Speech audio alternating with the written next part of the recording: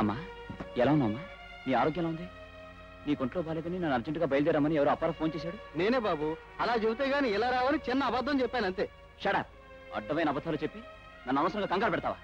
ఏరా రాజు, బాగున్నావా? ప్రయాణం ఎలా జరిగింది? బాగా జరిగింది మాయ. అంత దూరం నుంచి శ్రమపడొచ్చావు, కాస్త విశ్రాంతి తీసుకో బాబు. తర్వాత తీరిగ్గా మాట్లాడుకుందాం. అది కాదమ్మా. కోపగించుకోకు బాబు. చాలా రోజుల తర్వాత సంతూరు వచ్చావు. 4 రోజులు మాతో హాయిగా గడిపాయి కదా.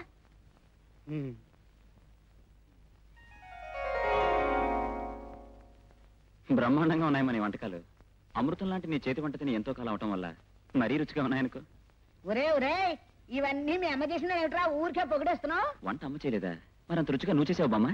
నేను కాదురా బాబు, పొద్దున్నుంచి ఆ వంట ఇంట్లో పడి సతమతం అవుతూ ఆ బావకి నచ్చుతాలేదో బావకి నచ్చుతాయలేదో అంటూ మన రాధమ్మ చేసిందిరా ఇవన్నీ. అది సరే, వచ్చినప్పటి నుంచి నా కన్ని పనులు చేస్తోంది, వంట చేసింది, మరి నా కళ్ళ ముందుకు వచ్చి కనపడదే? ఒరే ఇది ఏమన్నా అమెరికా అనుకున్నావుట్రా?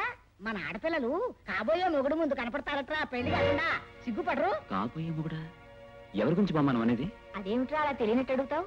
దాని మెళ్ళో 3 ముళ్ళు వేయాల్సింది నువ్వే కదరా. అమ్మ, రాధని నేను పెళ్లి చేసుకోవాలా? అది జరగని పని. బాబు రాజు, అవే మాటలరా. అది పుట్టగానే ఇంటిలో 10 నీ పెళ్ళామని అన్నాం అనుకున్నాం. అది పెరుగుతూ ఉంటే ఊళ్ళో 10 మంది నా కోడలుగానే అనేవారు అనుకున్నారు. ఇప్పుడు నువ్వు ఇలా కాదంటే? అమ్మా, మా చిన్నతనంలో మీరందరూ అనుకున్నారని ఇప్పుడు తనని పెళ్లి చేసుకోవాలా? అందుకని చేసుకోక్కర్లేదు బాబు. అది పసితనం నుంచి నీ మీద ఆశలు పెంచుకుని నీకోసమే కళ్ళలు కట్టు, నీకోసమే బ్రతుకుతున్నట్టుకైనా చేసుకోవాలి. బామ్మ, చేదస్తు మాటలు చెప్పకండి. నేను తనని ఏ రోజు ఆశపడమని లేదు, కలలు కనమనలేదు. అయినా ఒక్క ముక్క కూడా ఇంగ్లీష్ అనే మనిషిని పెళ్లి చేసుకుని నీ అమెరికా లాంటి దేశంలో ఎలా కాపురం చేయగలను? నాకు ఈ పెళ్లి ఇష్టం లేదు. బాబు రాజు, నువ్వు అలా అనడం భావ్యం కాదురా. మీ నాన్నగారు పోయి మనం దిక్కులేని వాళ్ళం అయినప్పుడు మనకు ఆశ్రయం ఇచ్చి అన్నం పెట్టింది మీ మావయ్యేరా. నువ్వు తన అల్లుడు అవుతావనే ఆశతోనే డబ్బు కూడా చూడకుండా నిన్ను డాక్టర్ని చదివించాడు. తన అల్లుడు విదేశాలకి వెళ్ళొస్తే తన కూతురు పెద్ద హోదాలోనూ అంతస్తులోనూ బ్రతుకొచ్చునని వేలకు వేలు ఖర్చు పెట్టి నిన్నక్కడికి పంపించాడురా. ఏరు దాటాక తెప్ప తగలేసినట్టు, ఎత్తుకెక్కాక నిచ్చిన లాగేసినట్టు ఇప్పుడు తన కూతుర్ని చేసుకున్నారడం అన్యాయం బాబు, అన్యాయం. మావయ్య చేసిన సహాయానికి నీ చేతులెత్తి దండం పెడతాను. ఆయన చేసిన ఉపకారానికి ఆయన ఫోటో పెట్టుకుని రోజు పూజిస్తాను. అంతేకాని నా మనసును చంపుకుని బలవంతానా నాకిష్టమైన పెళ్లి నేను చేసుకోలేను. బాబు రాజు, నేను చెప్పేది విను బాబు.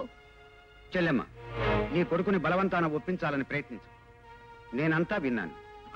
అందుకే చెప్తున్నాను.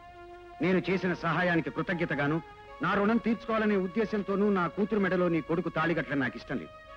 దంపతులుగా కావలసింది అనురాగంతోనూ ప్రేమతోనే కాని ఎవరి మీదో విశ్వాసం కొద్దీ కృతజ్ఞత కొద్దీ కాదు. అన్నయ్య, అవునమ్మా, మీ వాడు చేసుకున్నంత మాత్రాన నా కూతురికి పెళ్లి కాకుండా పోదు. ఇంతకంటే ఎక్కువ చదువుకున్నవాణ్ణి, సంస్కారం ఉన్నవాణ్ణి ఎంతో తేలిగ్గా తేగలదు. కాకపోతే నా కూతురు మనసు కొంతకాలం తల్లడిల్లిపోవచ్చు, బాధపడవచ్చు. ఇష్టం లేని మనిషిని చేసుకోవటం కంటే కష్టమైనా సరే ఆ బాధని కొంతకాలం భరించడమే మంచిదమ్మా, భరించడమే మంచిది.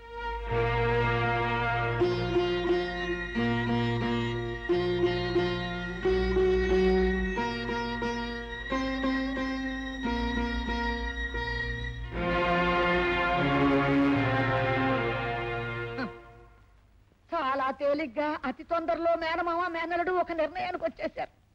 కాకపోతే నా బావే నా మొగుడు, నా బావతోటే నా బ్రతుకు అని చెట్టుకి పుట్టకి చెప్పుకుంటూ గంతులేస్తూ తిరుగుతున్నా ఆ పిచ్చి దానికి నిజం తెలిస్తే ఏమైపోతుంది?